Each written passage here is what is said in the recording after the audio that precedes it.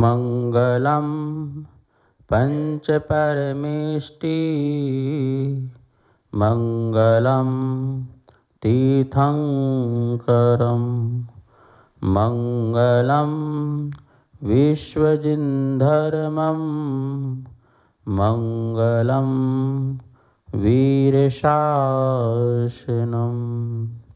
यस्य स्वयं स्वभावाप्ति प्रभावे कृष्णकर्मणः तस्मै संज्ञानरूपाय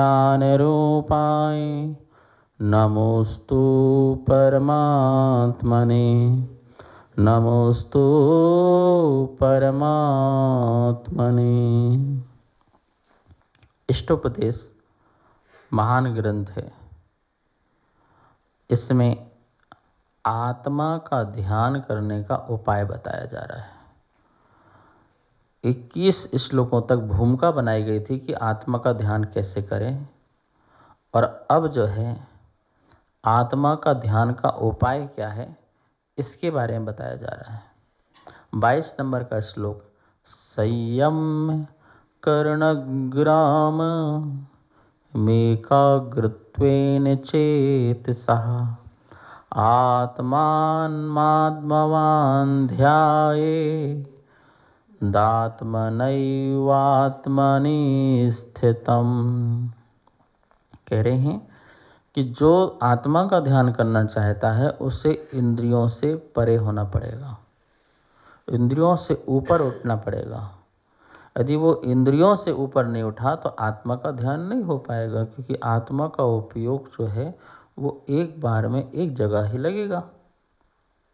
आपको पता है, जिस समय हम देखते हैं उस समय हम सुनते नहीं हैं, जिस समय हम सुनते हैं उस समय हम सूंघते नहीं हैं, जिस समय हम सूंघते हैं उस समय हम चखते नहीं हैं, जिस समय हम चखते हैं उस समय हम किसी स्पर्श इंद्रिय का स्पर्श नहीं करते हैं, क्योंकि एक समय का एक ही उपयोग होता है।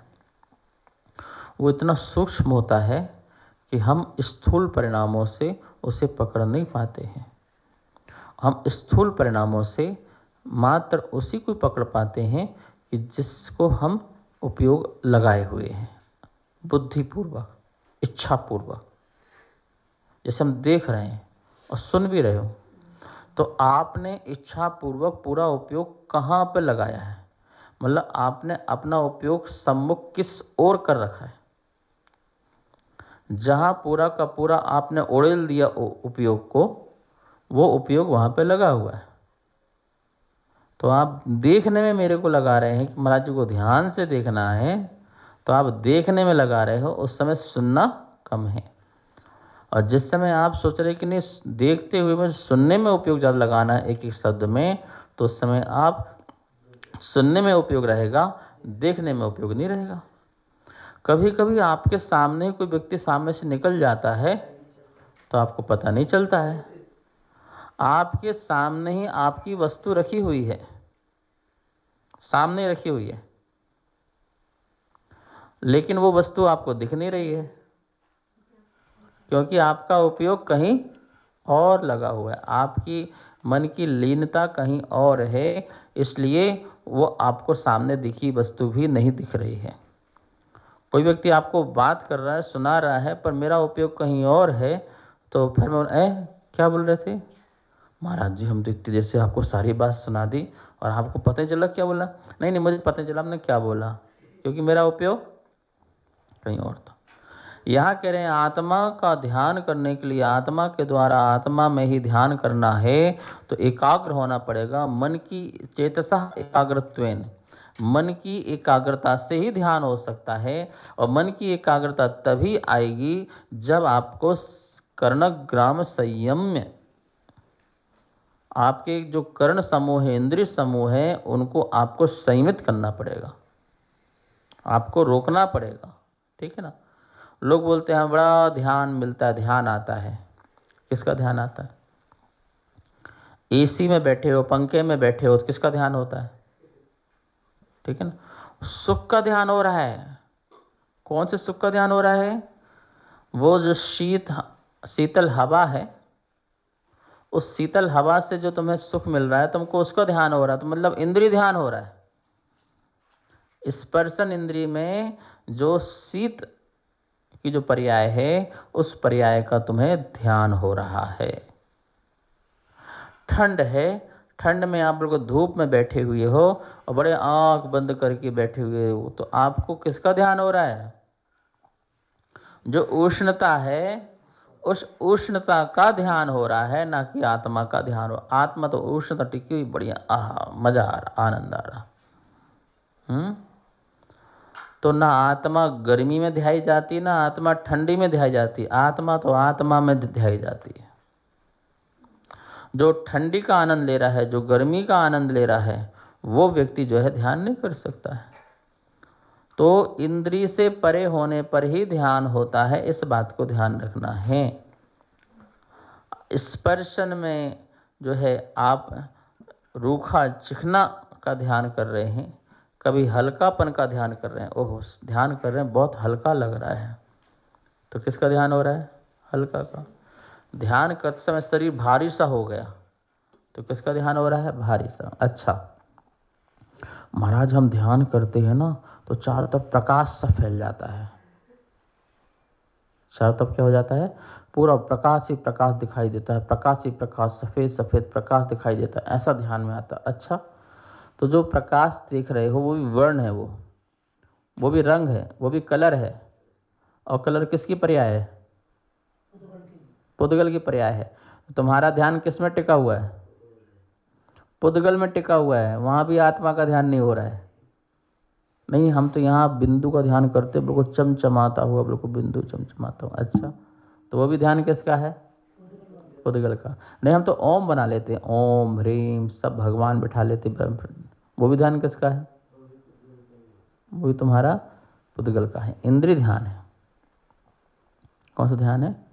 यद्यपि वो शुभ ध्यान है, पर शुद्ध ध्यान नहीं। शुभ ध्यान कारण है शुद्ध ध्यान का, लेकिन शुद्ध ध्यान कारण नहीं है शुभ का। ठीक है? शुभ ध्यान कारण हो सकता है शुद्ध का। व्यवहार निश्चय का कारण है, पर निश्चय व्यवहार का कारण नहीं है। व्यवहार होता है निश्चय की सिद्धि के लिए। जो निश्चय की सिद्धि कराए तो व्यवहार है, और जो मात्र व्यवहार की सिद्धि कराए वो व्यवहार नहीं है। गाड़ी तभी तक गाड़ी है जो हमारी यात्रा कराए, और जब गाड़ी यात्रा ही नहीं कराए तो गाड़ी क्या? वो तो पुद्गल का पिंड पड़ा हुआ है। गाड़ी कब चलती का नाम? चलती का नाम गाड़ी है, बैठी का नाम गाड़ी नहीं है। जो चल रही है वो गाड़ी, और जो मेरी यात्रा कराए वो गाड़ी। लेकिन जो यात्रा ही ना कराए वो गाड़ी क्या? गाड़ी का काम है मेरी मंजिल तक पहुंचाना, और मेरी मंजिल तक नहीं पहुंचाई तो उस गाड़ी का होना ना होना मेरा कोई संबंध नहीं उससे।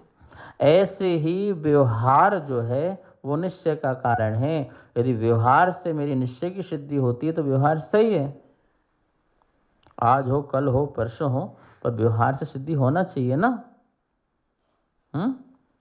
मैं व्यवहार में देव शास्त्र गुरु की आराधना कर रहा हूँ, तो देव शास्त्र की आराधना करते करते मेरी अपनी आत्मा की आराधना भी तो हो, तो व्यवहार सही है। अब अनंत काल तक मैं देव शास्त्र की आराधना करता रहा, अपनी आत्मा की आराधना नहीं हुई, तो व्यवहार किस बात का हो? मैं चलते जा रहा, भाई कब पहुँचोगे? मुझे पता नहीं कब पहुँचना। तो मेरा चलना क्या हुआ? एक कदम बढ़ाया वो सही है, सार्थक है, कुछ तो चले, लेकिन मंजिल भी तो पहुँचे। मंजिल का आता पता ही नहीं। तो बोले नहीं, व्यवहार वही है जो निश्चय की सिद्धि कराए। निश्चय कभी व्यवहार की सिद्धि नहीं कराता है, निश्चय तो व्यवहार का त्याग करता है। निश्चय तो व्यवहार का त्याग करता है। बाह्य संयम वही है जो अंतरंग संयम प्रकट कराए। बाह्य संयम इसलिए है क्योंकि अंतरंग में कसाय न पनपे। बाह्य संयम के बाद भी अंतर कसाय पनप रही है, कसाय का उद्वेग हो रहा है, तो बाह्य संयम कारण नहीं हुआ अंतरंग संयम का। अभव्य भी मुनि बन जाता है और द्रव्य लिंग को धारण करता है, द्रव्य संयम को धारण करता है, उसके बल से वो बाह्य के सुख तो प्राप्त कर लेता है लेकिन अंतरंग सुख प्राप्त नहीं कर पाता है। वो ग्रेवक में जाके उत्पन्न तो हो सकता है लेकिन जो सिद्ध चिला है अर्थात सिद्धत्व की अवस्था है उसको प्राप्त नहीं हो पाता है। तो बाह्य का संयम भी व्यवहार धर्म जो है वो बाहर का ही सिद्धि के लिए कारण बना, अंतरंग की सिद्धि का कारण नहीं बना। बाह्य संयम ने बाह्य साधन दे दिए लेकिन अंतरंग जो साध्य की सिद्धि होनी थी वो नहीं दी। इसलिए कह रहे हैं कि तुम्हें अंतरंग की सिद्धि करना है, अंतरंग के साध्य को प्राप्त करना है तो संयम कर्णग्राम, संयम कर्णग्राम है। कर्णग्राम को, इंद्रियों को संयमित करो। और संयमित भी फिर कई प्रकार से किया जाता है। एक राजा थे, बोले कि ये बकरा है, इसको जो इसके मन को रोक देगा, इसको संयमित कर देगा, हम उसे इनाम देंगे। हम जब बोलें तब खाए, अपने मन से ना खाए। जब हम दें तभी खाए और अपने मन से ना खाए। ठीक है ना? तो ऐसा बड़ा असंभव वाली बात है। और हम कहते खाते खाते रुक जाओ तो रुक जाना चाहिए, और कहीं खाओ तो खाना चाहिए। तो बहुत लोग व्यक्ति बकरे को ले गए, बहुत ट्रेनिंग दी, समय सीमा में ट्रेनिंग दी कि हम सुबह देंगे शाम देंगे। राजा जी हमारा बकरा ट्रेंड हो गया। बोले क्या? हम सुबह दे सुबह खाता है, शाम दे शाम खाते हैं। अच्छा लाओ बकरा को, चना डाला खा चालू। ये क्या भाई, तुम तो कह रहे थे कंट्रोल करके लाए हम, ये तो जब चाहे जब खा लेता है। ऐसे कितने लोग ने किया, पर एक था, वो चंदूमल आया, बोले कि देखो हमने जो है ठीक कर दिया इसको। अच्छा ठीक कर दिया, अब राजा आप देख लो, परीक्षा ले लो। राजा ने चना डाला तो बकरे ने गर्दन तो उठाई, पर चंदूमल को देखा, फिर बोला नहीं खाना हमें। बोला नहीं खाना है। राजा ने बोला कमाल की बात है, दूध लाओ, मलाई लाओ, और लाओ और लाओ। देखता, फिर चंदूमल को देखता, फिर नहीं खाता। तो राजा ने बोला कि आखिर बात क्या है, तुमने क्या किया इसके लिए? बोले ये अब राज की बात है, इसको राज रहने दो। नहीं हम आपको इनाम देंगे, स्वामी जी इनाम देंगे। ये बता दो कि तुमने ऐसा क्या काम किया कि ये हम डाल रहे हैं, बढ़िया बढ़िया माल डाल रहे हैं, पर खा नहीं रहा है। तो आप रहने दो राजा जी, आप तो अपने काम से मतलब रखो। बोले नहीं बताना पड़ेगा, हम आपको इनाम देंगे। तो ठीक है आप बोलते हैं तो बता देता हूँ। बोले सभी डंडा का कमाल है। डंडा? ये मेरे हाथ में देख रहे डंडा, ये जो बार बार मुझे देखता है ना, वो मुझे देखता है कि डंडा, वो डंडे को देख रहा है। वो डंडा संयम है, संयम है? बोले हाँ। बोले मैंने इसको इतनी प्रैक्टिस करा दी है कि मैंने दाना डालता तो खाता तो एक मुंह में लगाता था। तो बोले यार ये मालिक देता भी है और मारता भी है, तो इसने खाना बंद कर दिया।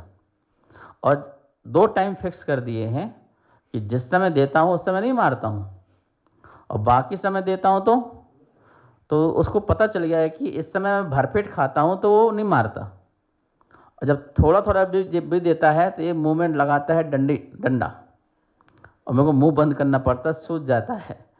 ठीक है ना? तो इसकी मैंने 1 महीना बहुत सुंदर प्रैक्टिस कराई है। अब आप फिर डालो, फिर नहीं खाया। ठीक है, डंडा मैंने वहाँ रख दिया, अब डालो तो चंदूमल देगा डंडा गायब। वो अब सही टाइम हो गया खाने का, डंडा हटाते ही खाने का टाइम हो गया है, और डंडा हाथ में है तो खाना पड़ा हुआ है तो खाना नहीं है। समझ में आया ना?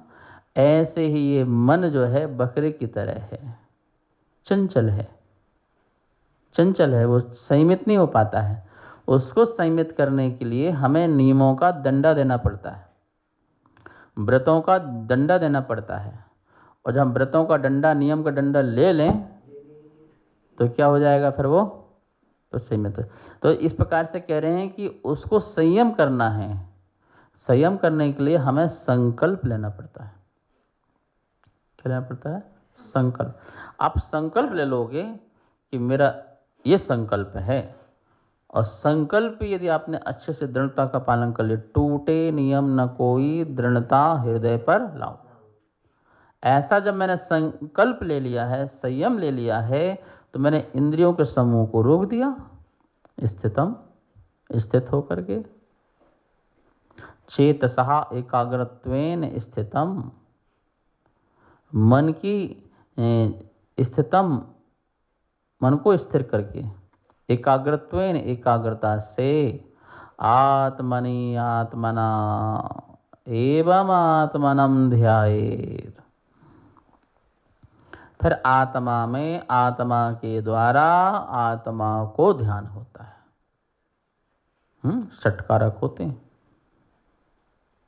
विभक्तियां सात होती हैं, पर अध्यात्म में षटकारक चलते हैं, संबंध को नहीं जोड़ते हैं, षष्ठी विभक्ति को नहीं लेते हैं। वैसे वो भिन्न भी होती है, अभिन्न भी होती है। आध्यात्मिक अभिन्न भी चलती है, भिन्न भी होती है और अभिन्न भी होती है। भिन्ना षष्ठी अभिन्ना षष्ठी चलता है। तो आत्मा ने आत्मा को आत्मा के द्वारा आत्मा के लिए आत्मा से आत्मा में ध्याया। षष्ठी विभक्ति निकाल दो, संबंधी बनाओ। उसका कारण भी है, सभी विभक्ति में क्रियाएं लग जाती हैं, षष्ठी में नहीं लगती है। षष्ठी क्रिया से रहित होने के कारण उसको कारक में ग्रहण नहीं किया, समझिए, ठीक है ना। तो उसको क्रिया नहीं जुड़ती डायरेक्ट। जैसे राम का वस्त्र, तो क्रिया कहाँ बनी? मेरा घर, क्रिया कहाँ बनी? तो वो क्रिया नहीं बन पाती है, इसलिए उसको कारक में नहीं लिया। लेकिन षठ विभक्ति में क्रिया बनती है, इसलिए कारक में लेकर के उसको अपने में ही घटित करना। स्वकारक, स्वकारक, परकारक नहीं। तो यहाँ भी स्वकारक दिया है कि आत्मा में आत्मा के द्वारा आत्मा को ध्यान करें, आत्मा को ध्यान करें। जो इस प्रकार से आत्मा को ध्यान करता है वही अत्यंत सौखवान, वही आत्मा अत्यंत सौखवान हो पाती है। तो सुखी होने का यही उपाय है। शेष पे से कल आज इतना ही। जावाणी के ज्ञान से सूझे लोकालो, शोवाणी मस्त धरू सदा देत हो धो। हे जनवाणी भारती तो हे जपो दिन रेन, जो तेरी शरणा धरे सो पावे सुख चैन। सबको बहुत बहुत मंगल आशीर्वाद। कार्यक्रम पाठशाला के पुण्यार्जक थे श्री दिगंबर जैन मंदिर, लोधी कॉलोनी, दिल्ली।